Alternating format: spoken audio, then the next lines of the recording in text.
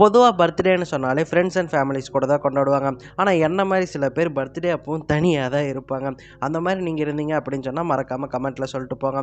நம்மளை மாதிரியே தனியாக பர்த்டே கொண்டாடக்கூடிய ஒரு விஷயம் இருக்குதுன்னு சொன்னவங்களால் நம்ப முடியுதா? அதுவும் ஸ்பேஸில்.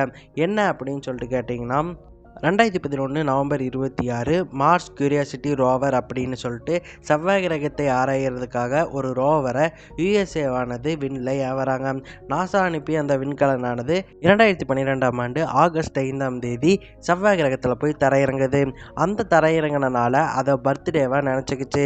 இதனால் ஒவ்வொரு வருடமுமே ஆகஸ்ட் 5ஆம் தேதி வந்துருச்சு அப்படின்னு சொன்னால் அது தனக்குத்தானே பர்த்டே கொண்டாடிக்குது. எப்படின்னு கேட்டிங்கன்னா, அதில் ஹாப்பி பர்த்டே சாங்கானது ரெக்கார்டிங்காக இருக்கும்.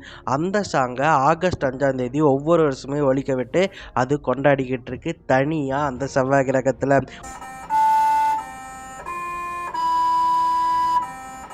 ஒரு வேளை அங்கே ஏலியனும் இருக்கிறா. ஏலியன் பார்த்துட்டு மச்சான் எனக்கு ட்ரீட் வைடா அப்படின்னு சொல்லிட்டு கேட்கலாம்.